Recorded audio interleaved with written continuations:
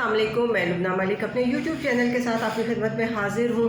اور ہم اپنے بچپن میں جب یہ آوازیں سنتے تھے کہ بچوں یہ چیز لے جاؤ، یہ چیز لے جاؤ، تو وہ ہوتا یہ تھا کہ ہم اسی جانب اسی وقت دوڑ لگا دیتے تھے جہاں سے یہ آواز آ رہی ہوتی تھی۔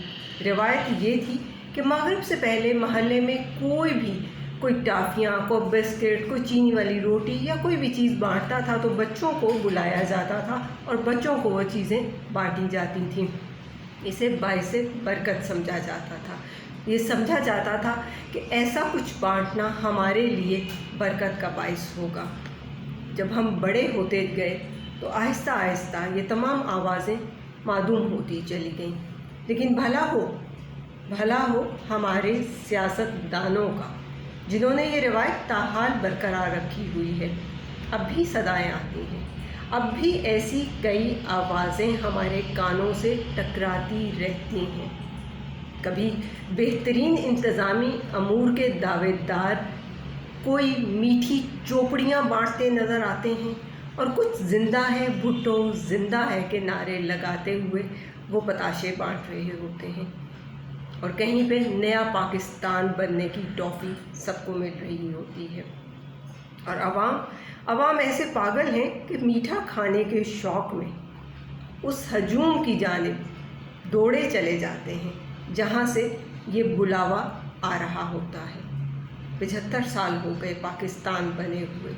پاکستان میں اقتدار کے لیے لڑتے کئی اقتدار میں بیٹھنے والوں نے عوامی نمائندوں کو کبھی ٹافیوں کا لالچ، کبھی بتاشوں کا لالچ، اور کبھی اس قسم کی کسی بھی میٹھی سوغات کا لالچ دیتے ہوئے اپنے مفادات کی رسہ کشی کیے رکھی، اور وہ کھیل جاری و ساری ہے رسہ کشی کی۔ اس لالچ کو عوامی مفاد کا ٹیگ بھی لگایا جاتا رہا، اور بڑی ہوشیاری سے لگایا جاتا رہا کہ پتہ ہی نہیں چلنے پایا، اور ایک سیاسی شطرنج ان انداز میں بچھائی جاتی رہی کہ چاہے کوئی بھی جیتا ہو، کسی کے بھی جیتنے سے پاکستانی عوام کے مسائل تو کم ہونے میں نہ آئے، نہ ہی بنیادی ضروریات پوری ہوں، نہ ہی 2 وقت کی عزت کی روٹی فراہم ہو سکی، نہ ہی معیاری صحت کی سہولیات، بلکہ کوئی بھی بنیادی سہولت پوری ہی نہ ہو سکی، کچھ بھی حاصل نہ ہو سکا۔ لیکن یہاں پر صورتحال وہی کی وہی ہے کہ بتاشے بٹ رہے ہیں، اسی طرح سے سلسلے رواں دواں ہیں۔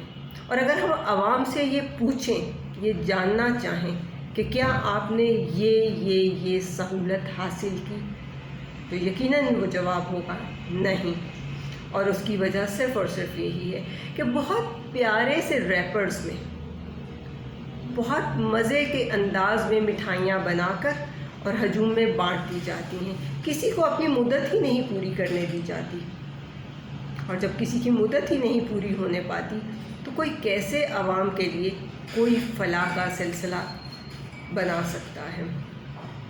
سب اپنی پچھلی حکومتوں کے رونے روتے ہیں کہ ہم تو بہت اچھا کام کر رہے ہیں، مگر پچھلی حکومت جو تھی اس نے ہر چیز کا بیڑا غرق کر چھوڑا تھا، کوئی اچھے انداز سے چیز ہونے ہی نہیں پائی۔ لیکن کچھ سمجھ میں نہیں آتا کہ کیا ہوگا، کس طرح سے ہوگا۔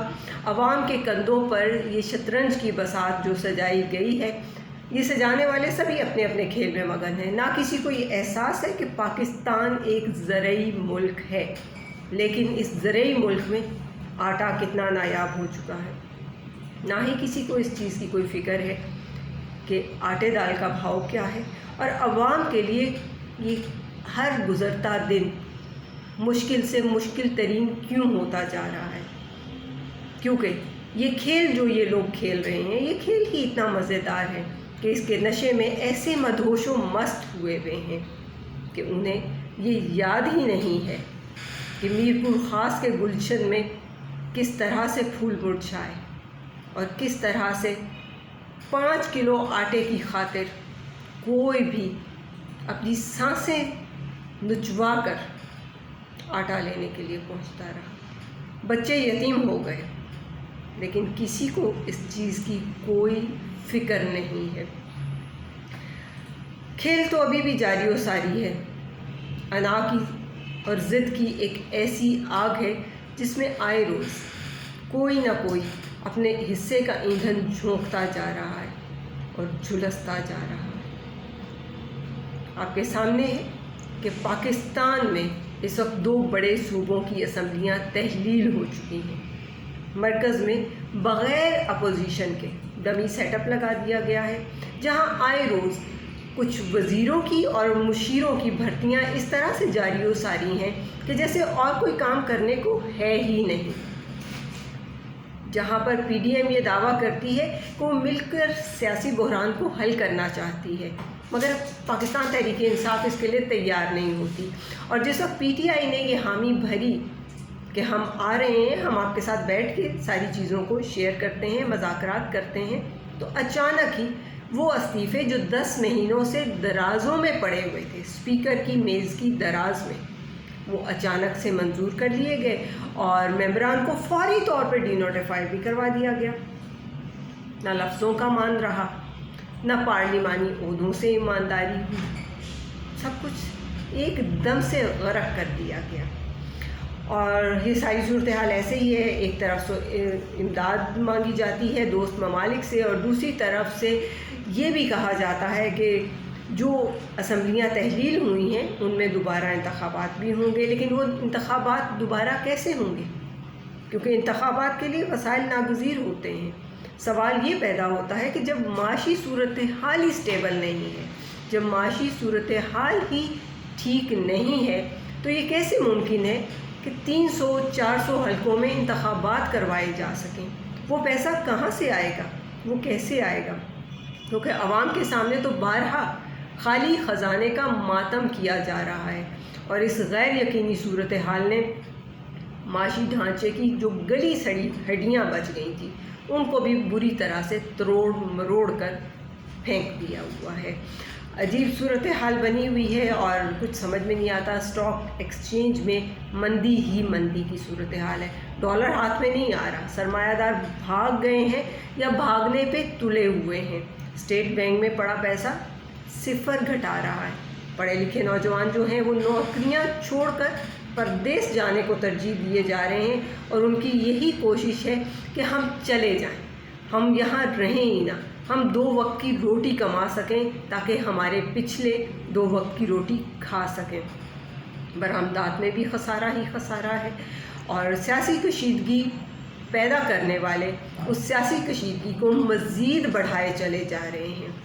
کوئی سمجھ نہیں آتی۔ دوسری جانب اگر ہم دیکھیں اسمبلیوں سے محروم جو یہ 2 صوبے ہیں، وہاں پہ نگران سیٹ اپ کے لیے بھی مسلسل تو میں کا سلسلہ جاری رہا، اور اب آ کے جو لوگ نگران سیٹ اپ میں بٹھائے گئے ہیں وہ بالکل بھی ہم انہیں نیوٹرل نہیں کہہ سکتے۔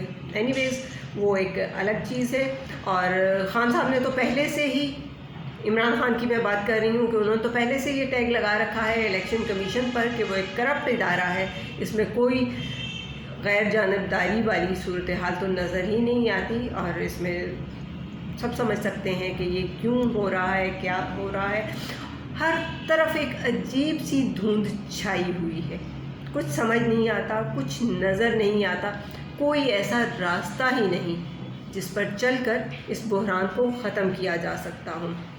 عام انتخاب کی طرف پی ڈی ایم نہیں جانا چاہتی، اور آپ کو پتہ ہی ہے کہ سندھ میں جو انتخابات ہوئے ان میں کیا رزلٹ آیا۔ حالانکہ بہت بڑا اتحادی ہے پیپلز پارٹی، ان کے لیے سارا کچھ قابل قبول ہو بھی سکتا ہے، لیکن وہاں بھی وہی سرد رویہ ہے، وہ ایک جو سرد جنگ کا سلسلہ چل رہا ہے وہ اسی طرح سے چلے جا رہا ہے۔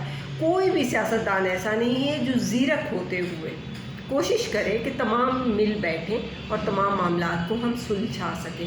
سبھی کو صرف اور صرف غرض ہے تو اس بات سے کہ مجھے کیا حاصل ہوگا، میرے حصے میں کیا آئے گا۔